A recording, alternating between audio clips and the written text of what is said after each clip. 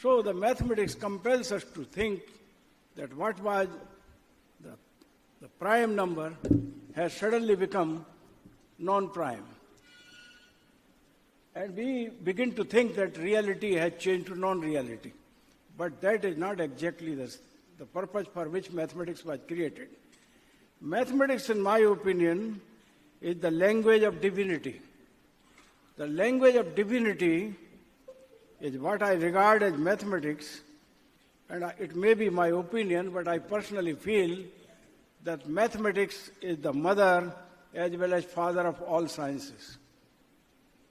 All other physical sciences, they got a meaning only after mathematics provided them what that meaning could be and what it should be. And that is why mathematics to me is the language of divinity. It enables us to understand the purpose and meaning of life, and it also is the unifying force, in my opinion, transcending from one science to another. And I must not hesitate to say that the new science which we are confronting today is not what it was physics or mathematics or biology earlier. All sciences together have begun to work now.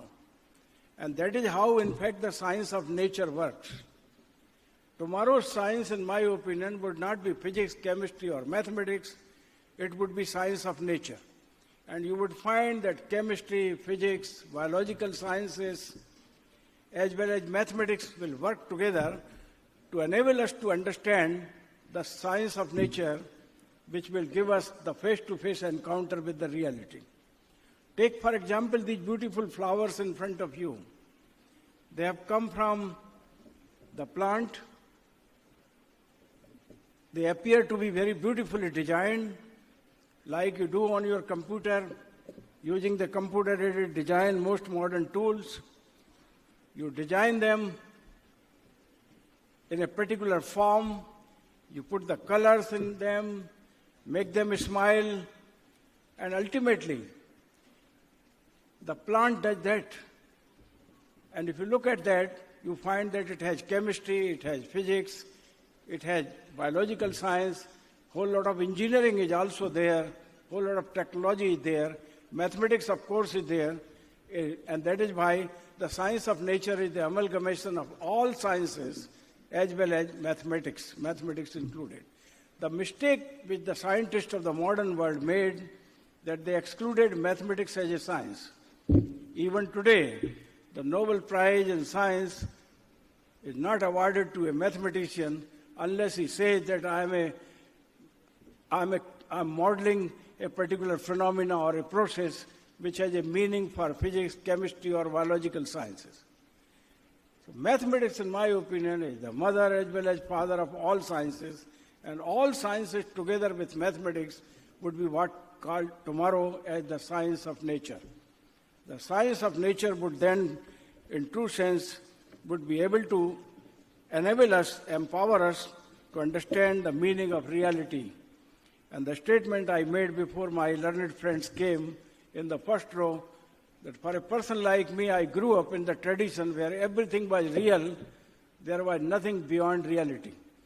Because we were made to understand that we exist here in this world as a part and parcel of divinity. My father, my grandfather, the Vedic seers and sages from time immemorial, they chanted the famous Vedic verse, Om Purnamadaha Purnamidam Purnat Purnamudachyate Purnasya Purnamevaya Purnameva Vashishyate, which means everything is derived from Purna. It was the Vedic community long ago and well before the rise of modern civilization that laid a sound foundation of a civilized human society on the principles of oneness and eternity of Atman, stressing on the vital harmony with nature and thus creating a civilization of everlasting peace and eternal happiness all around. Peaceful coexistence, harmony with nature, respect for life, and above all, an abiding faith in the triumph of truth, the Satyamev Jayate, and the heartfulness, the vital compassion, together created an intense urge in us for a conscious self-awakening of realization of oneness of creation, and thus making us the humans responsible for respecting diversity as the uniqueness of life on planet Mother Earth. Recognizing mathematics as the science of nature and its infinite power of expression, Vedic seers and sages conceived the concept of Purna right in the beginning of the human understanding of the magnificent creation.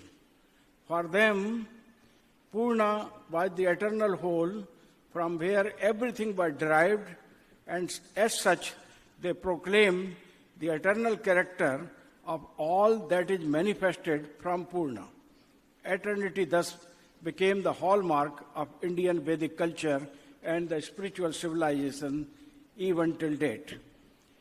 It is this concept of Purna that in mathematics we understand today as the concept of zero, the Shunya. In the Vedic tradition of mathematics, Shunya, that is the zero, is both finite as well as infinite. In fact, Shunya, the zero in philosophical terms, as the Vedas say, was used to describe a state of consciousness in which the conscious mind gets totally submerged in the vast ocean of tranquility, which means if you make yourself less and less aware, ultimately you lead to a state of consciousness where you are in the state of calmness. And that ultra calmness returns to the fullest conscious mind thereafter that can comprehend the infinite and the eternal. And this is how the training of mind to individuals was imparted to understand how Shunya, as well as its infinite power of comprehension based on movement from ultra calmness to the super consciousness, can be created in man. As such, the human consciousness traverses from minus infinity to infinity, from ultra calmness to fully conscious of the activities happening in the cosmos. Likewise, the concept of Purna created a profound mathematical base for the two extremes, zero and infinity, and provided the understanding of oneness, numero one. In the Vedic thought, Ekam Sat Vipra Bahuda Vadanti, which means truth is one and only one. However, it is propounded, expounded, and explained by different seers and sages as different.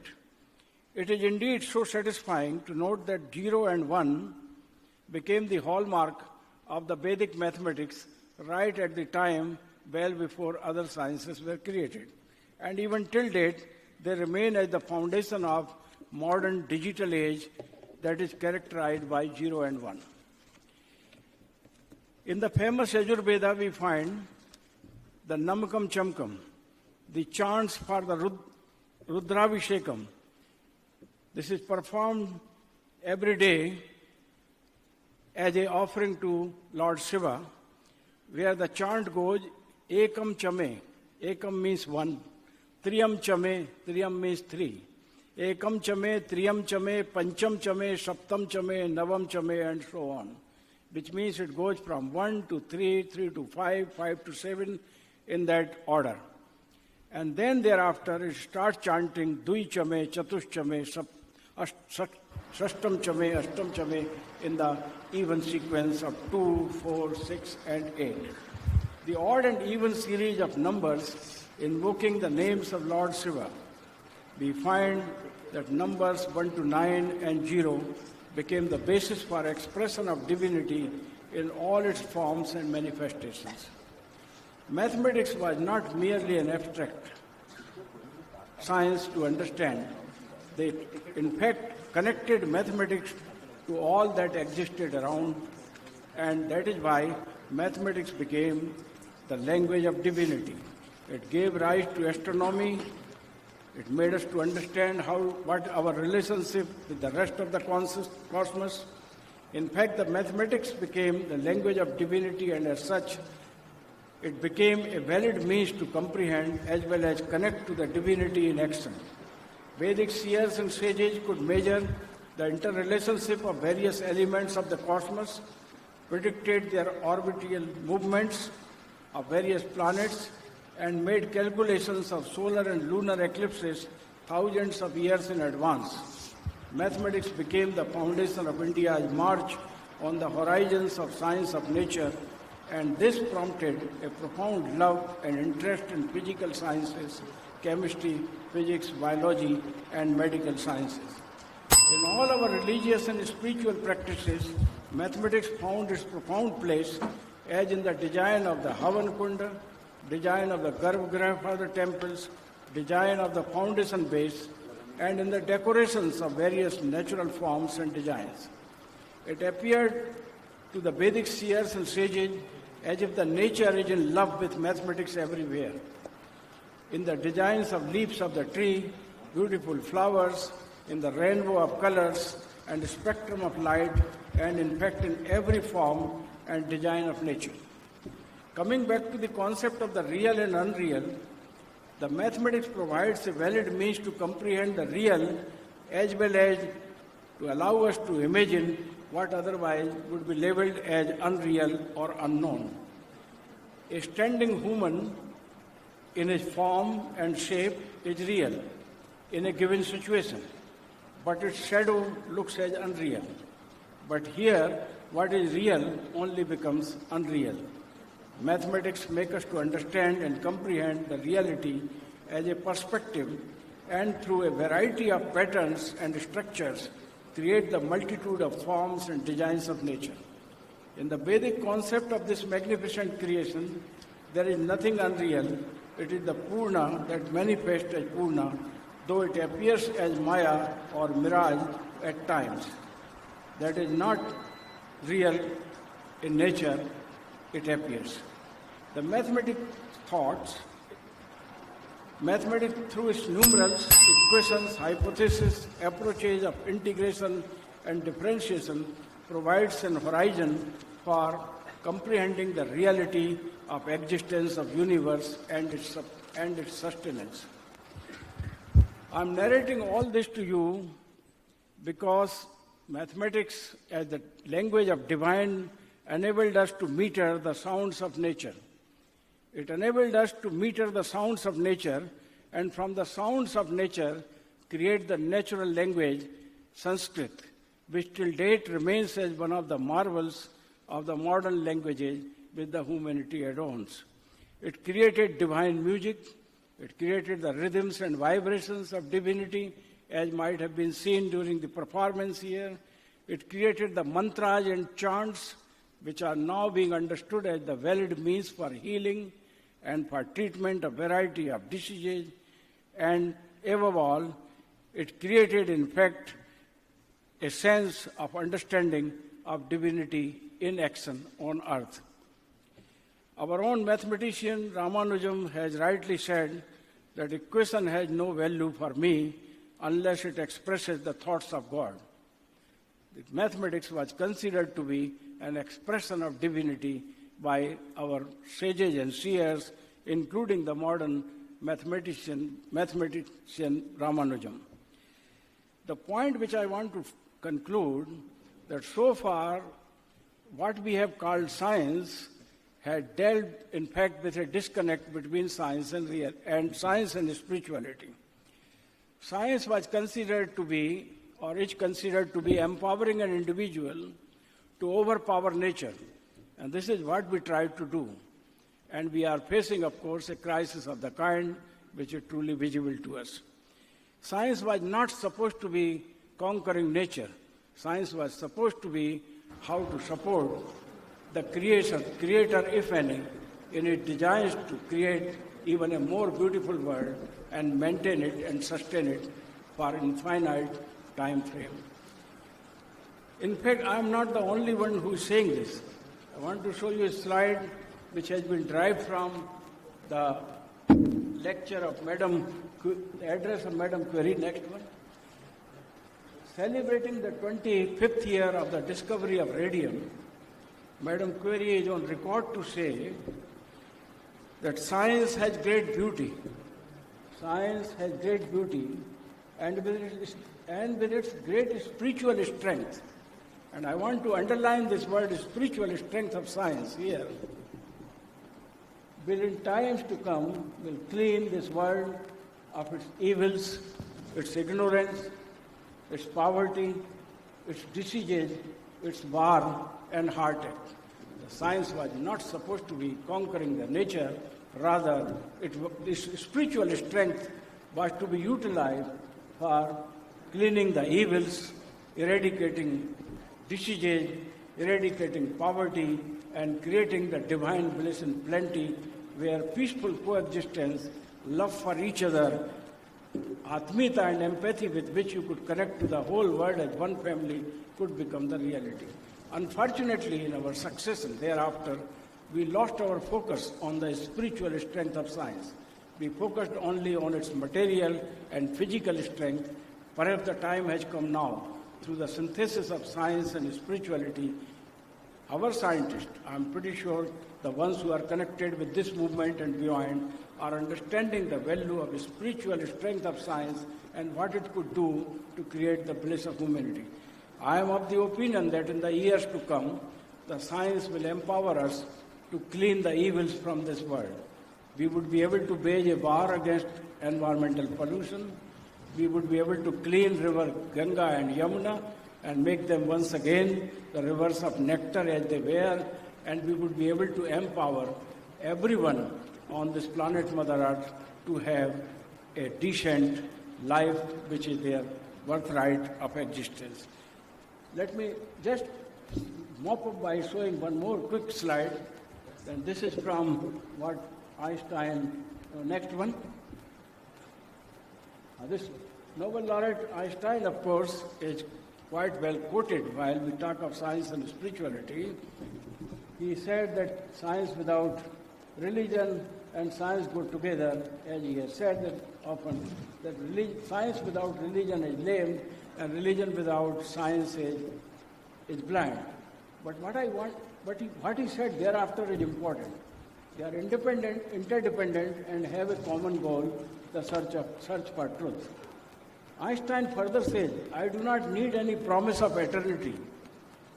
Einstein does not bother whether you remind him that you are part of the eternal. He said, I do not need any promise of eternity to be happy.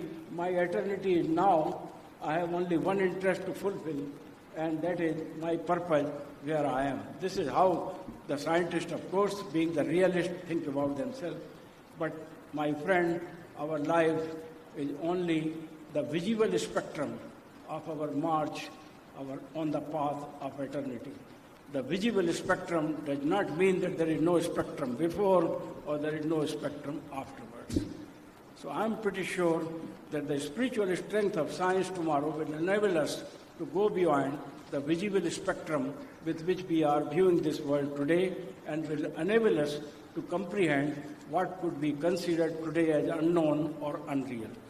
With this, may I express my profound gratitude to the organizers of this 11th AISSQ for giving me this opportunity to be with you this afternoon.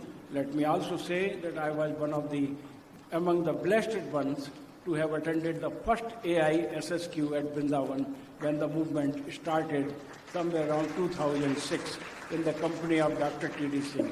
And I feel truly blessed in being present here at the 11th conference. Thank you so much, Dr. Bose. Thank you.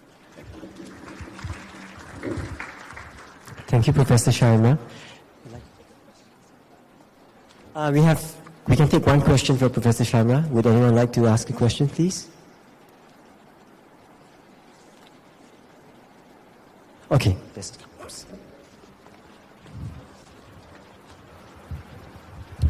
Sir, during your lecture, you said the fact. So, I am a student of IIT Bhubaneswar. During your lecture, you said the fact that science is science has some spiritual strength with which we will be able to wage a war against evil, right? So, but science is a tool, in my view. It is us who are doing the wrong thing. If we don't change, how can you use science to remove the evil from the world? How can I use science for removing? Evil from the world. Like you said, science has some spiritual strength. It is us who we are using. It depends on our view. If we don't change, we can't do anything. Science is powerless without us. It is us who must change. To me, science is not something coming from the heaven.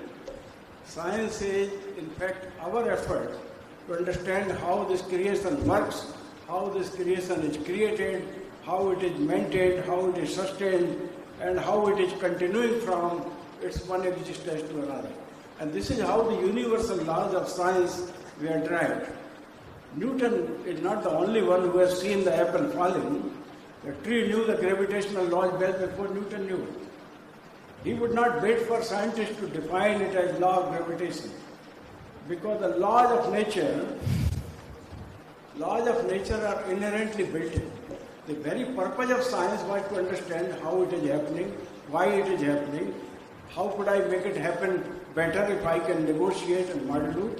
For example, we began to modulate and modify a variety of materials which were present in nature, and of course created a lot of synthesis through the manipulation in the structure of carbon and hydrogen. We came to create the monsters, but now we are also understanding how to create biodegradable polymers. So like this, the science was basically a means and mechanism to understand the laws of nature, and that is why tomorrow's science would heavily rely on the nature, and science of nature would give us much better understanding rather than just looking at in part as chemistry, physics, or mathematics, or biological sciences. But if you have... What was the exact question you remember? Yes. Was your question He said that. something different?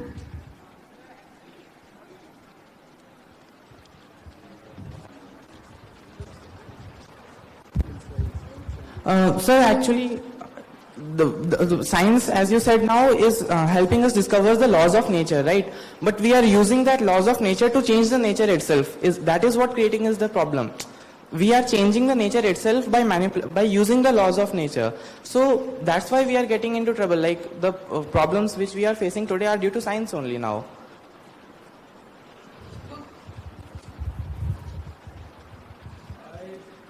I could not follow really what exactly the question is. Sir, can I just correct me if I'm wrong? What is trying to say is the objective science doesn't make any sense without the subject being there. Yeah? Okay? So, it is the subject that is creating or using the science for a wrong purpose. So, unless there is an individual awakening, science in itself cannot bring in any kind of change. That's what it's trying to say. For a very long time, science has been looking outside. It's not looking inside. The minute science starts looking inside as well as outside both, I think you would have understood the value of science in terms of discovering the meaning and purpose of our own life and life existence. Then it will become science of life rather than natural science or even science of nature. Yes. Thank you, Professor Sharma. Thank you very much. One round of applause for Professor Sharma for his presentation.